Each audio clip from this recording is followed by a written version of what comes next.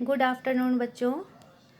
कल के वीडियो में हमने कक्षा 9 विज्ञान का अध्याय 1 हमारे आसपास के पदार्थ पढ़ा, जिसमें हमने जाना कि पदार्थ क्या है। तो हम जैसा कि जानते हैं कि पदार्थ कोई भी वस्तु है जो स्थान घेरती हो और जिसका द्रव्यमान हो, उसे पदार्थ कहते हैं। तो पदार्थ के दो गुण हैं, पहला वो स्थान घेरती है और दूसरा पदार्थ में अस्तित्व या उसमें द्रव्यमान होता है। फिर हमने पढ़ा कि पदार्थ का भौतिक स्वरूप, पदार्थ जो होते हैं वो कणों से मिलकर बने होते हैं और पदार्थ के कण बहुत छोटे होते हैं। फिर हमने पढ़ा पदार्थ के गुणों के अभिलाक्षणिक गुणधर्म। ठीक, उसके बाद हमने पढ़ा पदार्थ की अवस्थाएं क्या होती हैं, ठोस, द्रव और गैस। ठीक है, फिर उसको हमने एक चित्र के माध्यम से भी समझा कि ठोस और द्रव और गैस के अणु आपस में किस तरह से संगठित होते हैं। फिर हमने पढ़ा पदार्थ में अवस्था परिवर्तन। तो पदार्थ को एक अवस्था से दूसरी अवस्था में तापमान और दाब में परिवर्तन करके बदला जा सकता है।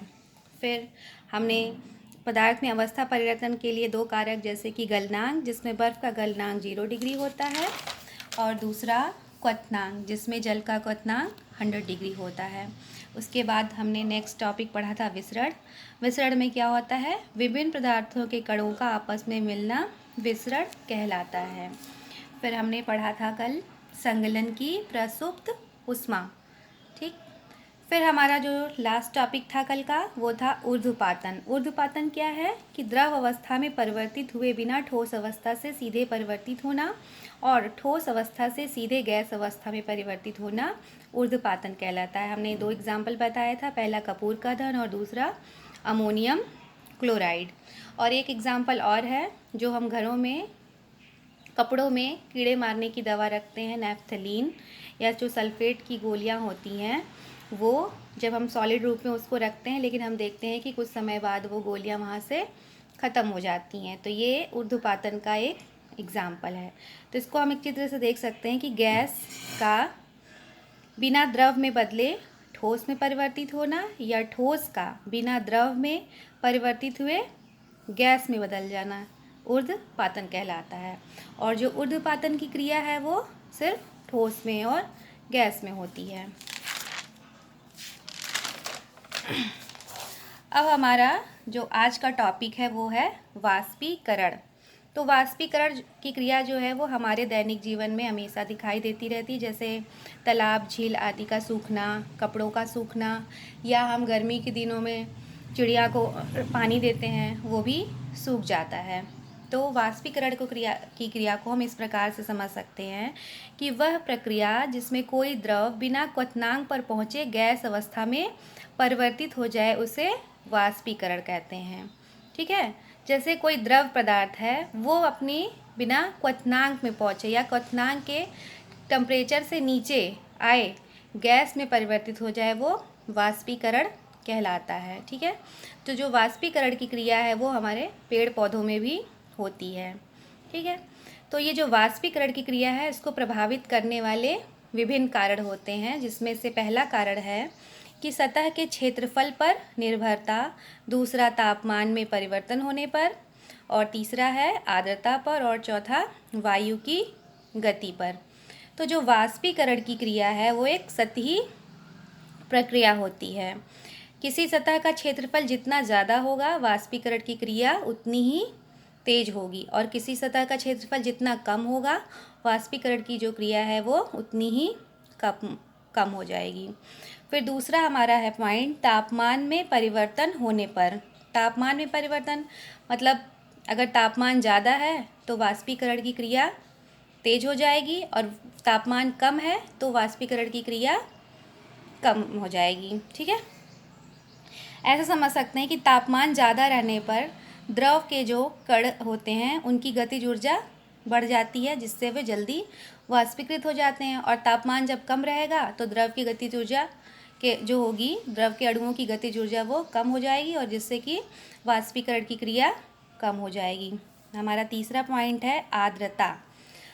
आर्द्रता क्या है? आर्द्रता को हम ये समझ सकते हैं कि एक निश्चित या सामान्य तापमान पर वायुमंडल में या हमारे आसपास उपस्थित जल के कणों की मात्रा। ठीक है, तो जल के कण अगर वायुमंडल में ज़्यादा हैं तो जो हमारे वाष्पीकरण की क्रिया है वो कम हो जाएगी, और अगर एक निश्चित मात्रा से जल के मॉलिक्यूल की मात्रा कम है तो जो वाष्पीकरण की क्रिया है वो तेज हो जाएगी।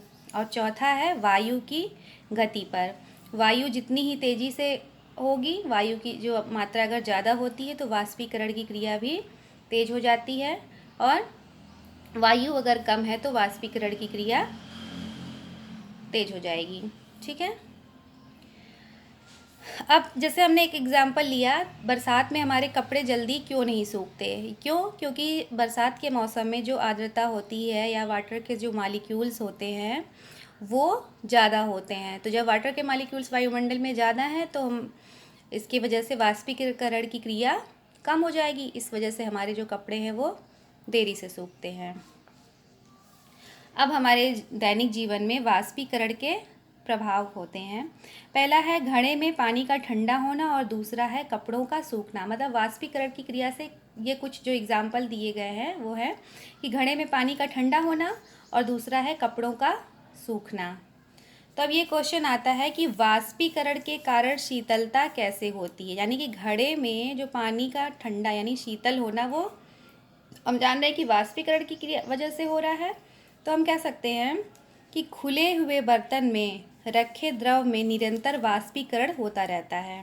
वाष्पीकरण के दौरान कम हुई ऊर्जा को पुनः प्राप्त करने के लिए द्रव के कण अपने आसपास से ऊर्जा को अवशोषित कर लेते हैं। इस तरह आसपास से ऊर्जा के अवशोषित होने के कारण शीतलता हो जाती है। ठीक है।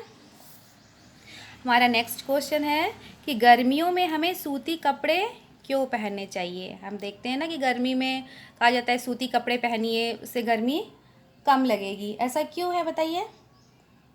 इसको हम बताते हैं कि वाष्पीकरण के दौरान द्रव की सतह के कण हमारे शरीर या आसपास से ऊर्जा प्राप्त करके वाष्प में बदल जाते हैं।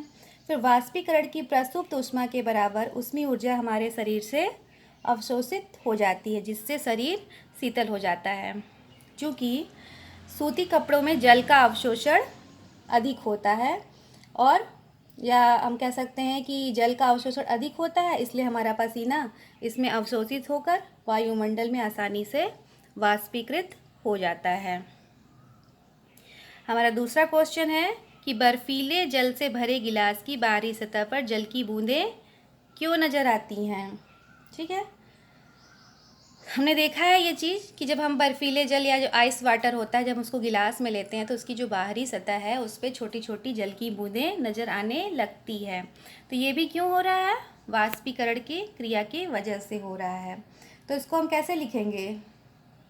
किसी बर्तन में हम बर्फीला जल रखते हैं, जल्दी ही बर्तन की बाहरी सतह पर हमें जल की बूंदें नज़र आने लगेंगी। वायु में उपस्थित जल वाष्प की ऊर्जा ठंडे पानी के संपर्क में आकर कम हो जाती है और यह द्रव अवस्था में बदल जाता है, जो हमें जल की बूंदों के रूप में नज़र आता है। फिर इसी से नेक्स्ट क्वेश्चन आता है कि गर्म शुष्क दिन में कूलर अधिक ठंडा क्यों होता है? और फिर नेक्स्ट क्वेश्चन है गर्मियों में घड़े का जल ठंडा क्यों होता है?